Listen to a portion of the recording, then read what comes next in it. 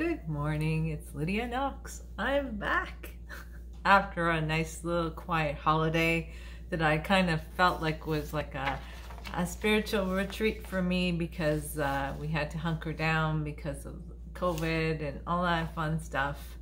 I'm back again at the wheel, so to speak, sharing my news about astrology, magic, and art with you guys. And today's an exciting day. I am actually going to be in a podcast by Rachel Wilkins' Art Business podcast. So I don't know when it's going to be up, but I'm excited to participate in that.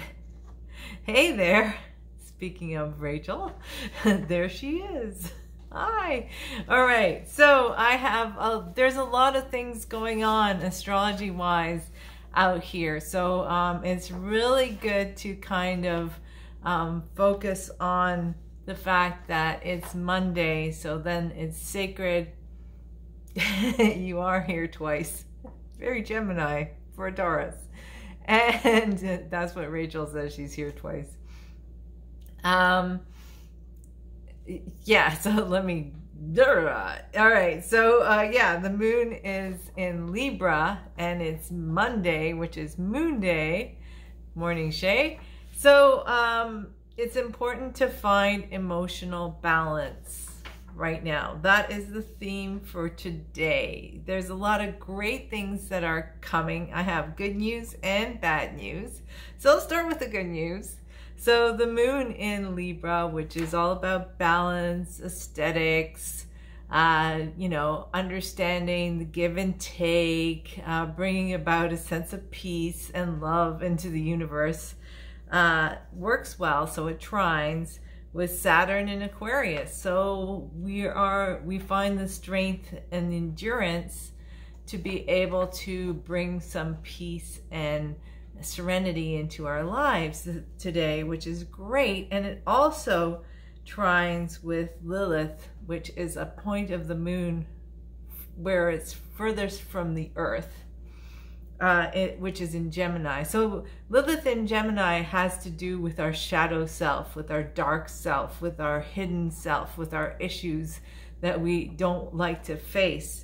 But the fact that it trines with the moon and Saturn, this is a great day to do some shadow work, to come to terms with your own dark side, your own dark nature, your own fears, your pride, things that hold you back, the inner victim, right? And kind of find strength and purpose through service, because Saturn in Aquarius is all about servicing your community, servicing your society. So what kind of emotional things, or what kind of emotional things can you gift society, knowing your whole self, both your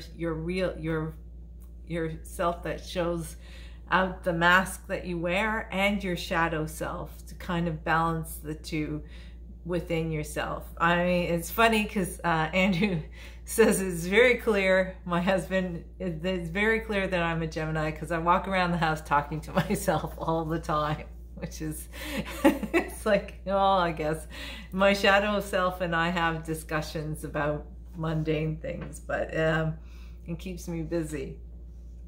So yeah, so that is the good thing. So Venus is in retrograde right now, so that means we kind of artistically got to step back, formulate our ideas, our creative ideas, what we'd like to develop, and not push forward at this time, even though it connects with Pluto, which is the Lord of the underworld, in Capricorn. So we might have a lot of ambitions, a lot of goals that we want to, you know, attain maybe in the next year, because Pluto moves really slowly. So this is a good time to kind of formulate a plan for your art, right? And an ambitious plan, because this is all about Capricorn. So it's all about goals and ambitions and what we'd like to attain and where we'd like to go and what our plan of attack is and stuff like that. But it squares with the asteroid. Hi, still crazy. It squares with the asteroid Eris in Aries. So, which is hard to say. So what does that mean, Lydia, you might ask? Well, that means that there is going to be a lot of resistance, a lot of naysayers. There's going to be a lot of critics out there, a lot of people out there who are going to poke the bear in the cage, so to speak, and oh hi Anne, and challenge you to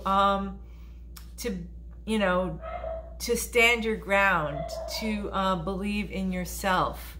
Because the one thing about people who poke the bear, who say, oh, well, you know, don't really hope for that unless you get it, or it's really hard to be an artist, you know, or everybody's an artist, or all those things. Those words belong to them, not to you. Right? They belong to them, not to you. So as long as you remember that and you still keep on driving forward with that Capricorn energy, you're still in a good place. So focus on that and allow it to guide you. The sun, which is also in Capricorn, squares with Chiron in Aries. So you might have gotten into some arguments with your family, and if you did, this is a good time to eat some humble pie, to actually, you know, see where those wounds are that got hurt within yourself and work on fixing yourself instead of feeling broken and feeling vulnerable to toxic situations where people try and gain control. Just kind of take a breath, step back, and avoid getting into an argument of egos, right? Just let them be who they are. The best way you can deal with that is acceptance, because Chiron is the wounded healer. So the wounded healer accepts the wound and allows the wound to teach the healer how to be a better person. So keep that in mind as you move forward. All right, there's even more. So this is a good one. These are more long-term planets, so you know, keep this in mind as you go forward. So also Mercury, which is also in Capricorn. We got a lot of planets in Capricorn. We have Mercury, Venus, we have Juno, and we have Pluto in Capricorn. And Juno has to do, by the way, with relationships and how you relate to other people, and so does Venus. So having both of those planets in Capricorn kind of means that there is a real temptation to take control. So try to avoid that if you can. So especially Mercury in Capricorn wants structure. Mercury is the lord of communication. He's the traveler from the conscious to the subconscious, and he wants you to have a plan. So intellectually, this is a good time to challenge yourself, maybe learn something new. I've been actually thinking of learning more French. I have just had this message from my intuition that I have to go back and revisit my French language skills. So that's one of the goals that I have for the year coming up. So Mercury sextiles, so that means it really works well, and sextiles brings us opportunities with Neptune, which is very much at home in Pisces. And Neptune is about dreams, about visions, about creativity, about music. And because those two are working together, if you're feeling a little burnt out, just put on some tunes, listen to some music, read a book, allow for some escape, and that'll help refresh your mind and give you some new ideas. So Neptune still also squares with Lilith and Vesta. So it is our shadow self and our sense of ideology that can be messed up with our dreams and our art. So what does that mean? So let's say if you are holding on to a real negative thought pattern about your art, right? You're going through your art and you're stuck. Like I'm kind of stuck with this painting here behind me, which is Black Peter Takes a Walk. I've been just kind of going into different things, painting other things, and I've kind of left it alone to percolate. And I do that with a lot of my art. And so, but also know that if it's fear that's stopping me and causing procrastination, then that's something I need to face. I need to ask myself, why am I so afraid to finish this painting, right? Because it's large? Because larger art is harder to sell? Because I don't feel good enough, right? Is it imposter syndrome?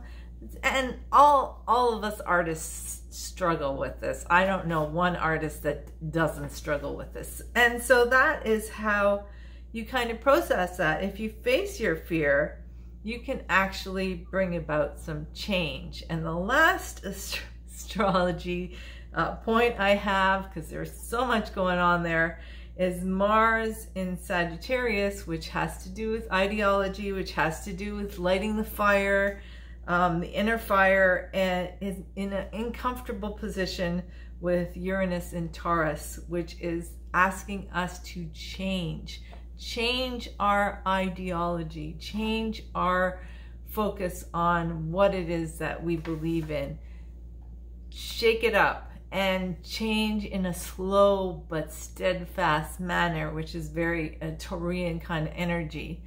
So don't kind of, you know, make small changes like chipping away at a rock. I think there was one very wise saying about how a river eats through a mountain by just the flow of water going over the mountain and in creating a valley because of it. That's the kind of change that Uranus in Taurus is all about. It's the slow eroding of the old and bringing about the new. So magically, I have this thing that I call my God's box. It's a little box, and in it I write down all those things that I struggle with, and I put it in there, and usually on the new moon I take it out and I burn all those pieces of paper. And kind of, when you burn something, you immediately give whatever it is up to the universe right away. It's like an immediate kind of gift to the ether, right? So so be very careful about what you burn. But if it is things that you struggle with that you want to remove, or addictions that you're struggling with, or situations that you don't want to be in, or your own fears and you want to remove them, that is a great way to do it. The snow is gently falling outside, and I'm looking forward to going out with the dogs later on and burning away all those things that I want to get rid of. Even though it's not the new moon, it is Monday, so it is sacred to the moon, and I feel that that kind of magic is a really good magic to do just after the Christmas holiday. And burning wood is very Yule kind of thing, where you're kind of honoring the sun and the warmth of the spring and summer, and calling it during the cold months to come back and to bring us spring and summer once again. So with that, I'm going to say stay creative, stay magical, and I will see you guys tomorrow. All right?